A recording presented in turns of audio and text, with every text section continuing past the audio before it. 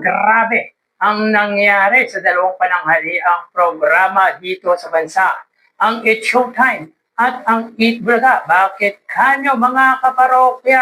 Kanina nga po mga kaparokya ay dalawang gap or 2 gaps lamang po ang lumabas sa Eat Bulaga. Pero mga kaparokya, kahit 2 gaps lamang po yan, ay another highest odds na naman po ang nakuha ng Eat Bulaga. Meaning mga kaparokya, naabutan or nalagpasan nga po nito yung highest odds or highest number of odds nito na kahapon niya po ay nakuha. Ngayon ay panibagong record na naman po para sa odds count na lumabas sa Eat Bulaga. And of course mga kaparokya, grabe yung views na nangyari or naabot ng It's Showtime kaninang episode. Yan ang ilan sa pag-uusapan natin ngayong araw po mga kaparokya. Pero bago yan at bago natin umpisahan ang online viewership ng dalawang pananghaliang programa dito sa bansa, ang It's Showtime at ang Eat Bulaga, ay humihiling ako sa inyo na pakisubscribe ang aking YouTube channel.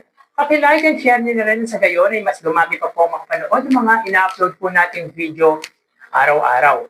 Maraming salamat po at sobrang na-appreciate ko po kayo mga kaparokya. By the way, magpapakilala po muna ako sa inyo kung nga po pala si Mervin, the man behind Kaparokya TV. At sa mga hindi po nakakaalam ng kinokontent po natin, sa mga bagong viewers po natin, ang kinokontent po natin ay ang butihing Mayor Vico Soto at nagko-conduct din po tayo ng online viewership ng dalawang noontime shows dito sa bansa, ang It's Showtime at ang Eat Bulaga. So, kamusta kayo mga kaparokya? Naway nasa mabuting kalagayan po kayo habang pinapanood niyo po ang video ko na ito.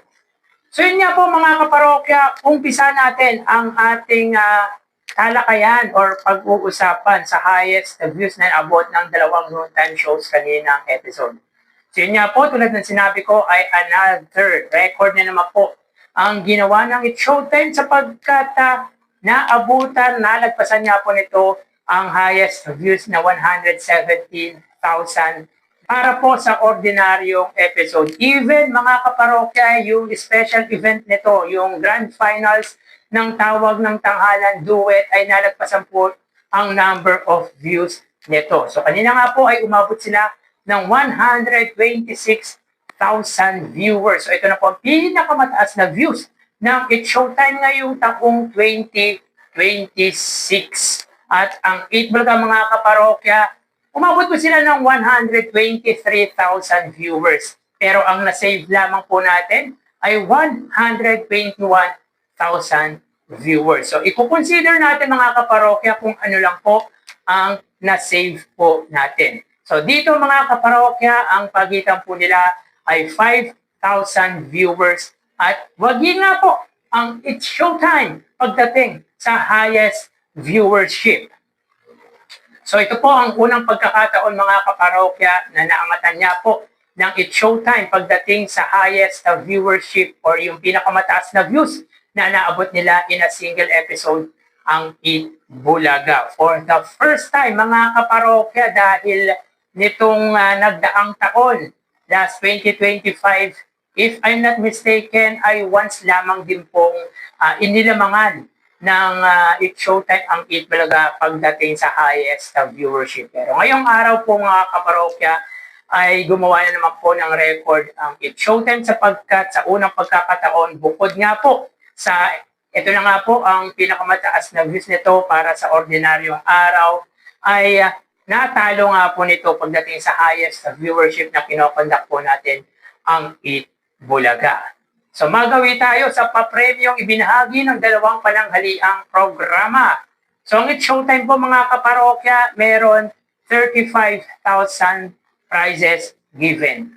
Sa 35,000 mga kaparokya, 20,000 dito ay sa laro-laro pick sapagkat mas pinili nga po ng naglarong contestant ang pot money worth of 300,000 sa offer ng It's Showtime host or ni Vice Ganda na 35,000 pesos.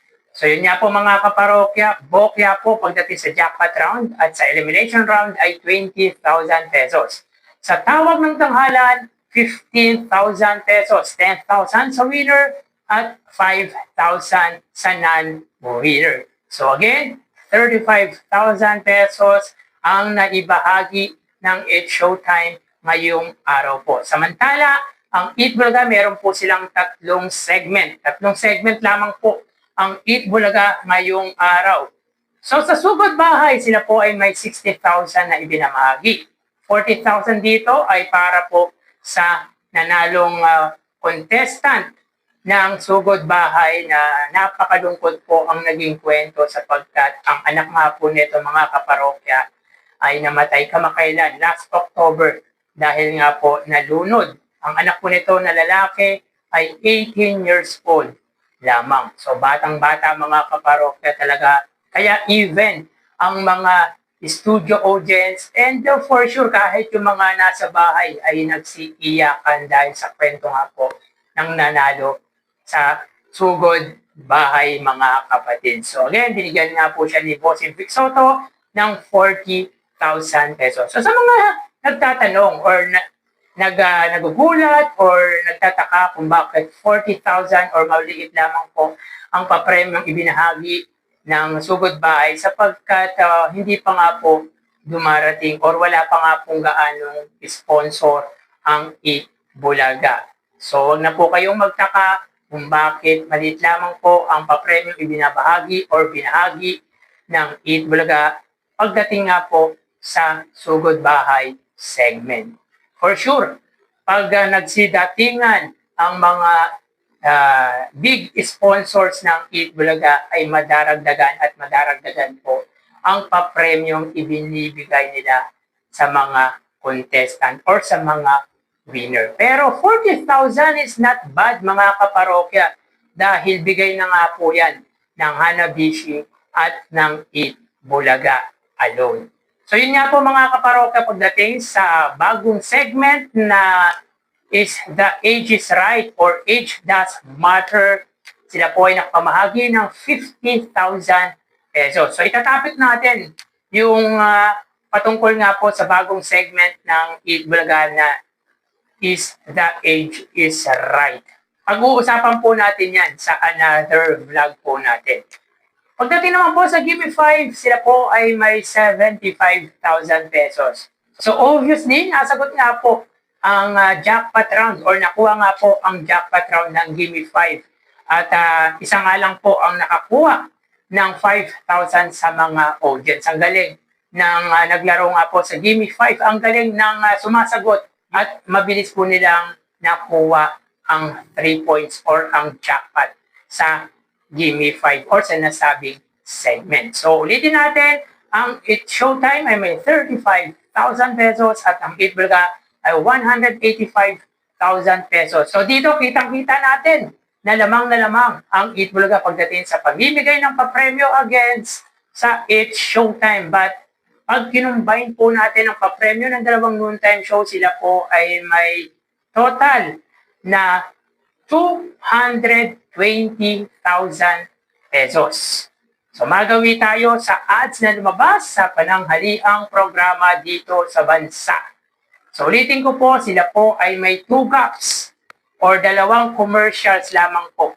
At sa unang gap mga kaparokya, sila po ay may 17 TV ads at sa pangalawa nga po ay 21 TV ads. So sila po ay may total na 38 TV ads. Meaning to say mga kaparokya ay nasurpass or nalagpasan nga po nito ang highest ads or highest number of ads nito kamakailan na nakuha na 37 TV ads. So ngayon po ay 38 TV ads. So in 5 days episode mga kaparokya mula Lunes hanggang Biyernes ay meron na po silang total na 173 TV ads. Ngayon lang pong week yan mga kaparokya. So good news ito para sa pananghaliang programa dahil kahit konti po ang kanilang sponsor, marami naman po ang ads or advertisement na lumalabas or na lumabas nga po sa Eat Bulaga. So another breaking the record para po sa It's Showtime sapagkat umabot nga po sila ng 126,000 views. And of course, another breaking the record as well para po sa Eat Bulaga because na-surpass nga po nito ang highest number of ads na 38 TV ads. So tara, ating alamin ang online viewership ng dalawang bigating noontime shows. Para sa Eat Bulaga under TVJ Facebook page na may 3.8 million followers at sa It's Showtime na may 19 million followers sa oras na 1:40 PM. Ang It's Showtime po ay may kasalukuyang segment na Laro-Laro Pick. Ito po yung jackpot round ng Laro-Laro Pick. Samantalang Eat Bulaga po ay ang Age Does Matter, bagong segment nga po ng Eat Bulaga. So dito ang It's Showtime ay may 3,300 live viewers. Samantalang ang Eat Bulaga ay may 3,300 live viewers. Again, sa oras na 1:41 PM, ang It's Showtime po ay may 3,400 live viewers. At ang Eat Bulaga naman po ay may 3,300 live viewers. So dito mga kaparokya, makita po natin ang pagitan ng dalawang noontime shows ay 100 viewers. So dikit po pagdating sa views online sa Facebook Live ang dalawang noontime show. So magawi tayo sa TV Network YouTube channel ng dalawang noontime shows. Unahin natin ang Showtime under GMA Network YouTube channel na may 40.8 million subscribers at sa Eat Bulaga under TV5 YouTube channel na may 2.71 million subscribers. So sa oras na 1:41 PM ang It's Showtime, sila po ay may 31,000 viewers under GMA Network.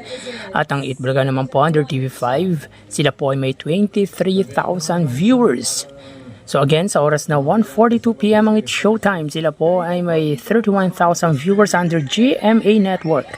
At ang Eat Bulaga naman po under TV5 ay may 23,000 viewers. So dito makita po natin mga kaparokya, ang pagitan ng dalawang TV Network YouTube channel ay 8,000 at pabor nga po yan sa GMA Network. So magawi tayo sa main YouTube channel ng dalawang noontime show. So nahin natin ang Showtime under ABS-CBN It's Showtime na may 2.75 million subscribers at sa Eat Bulaga naman po under Eat Bulaga TVJ YouTube channel na may 1.75 million subscribers.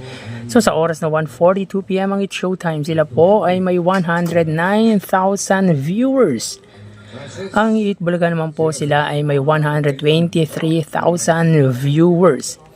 So again, sa oras na 1:43 PM ang It's Showtime, sila po ay mayroong 110,000 viewers at ang Eat Bulaga naman po ay may 123,000 live viewers. So bali ang total na nakuha ng dalawang noontime shows ay ng dalawang noontime shows para po sa It's Showtime, sila po ay may 144,000 viewers at ang Eat Bulaga ay 149,000 viewers.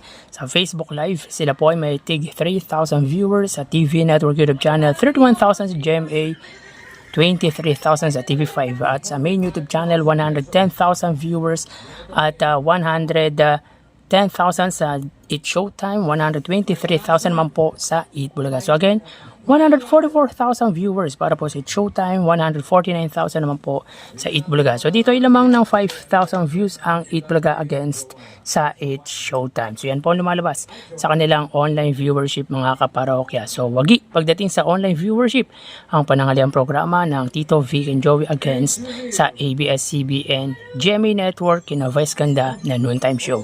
So magpapaalam na po ako, magsiingat po tayo palagi. Thank you and God bless.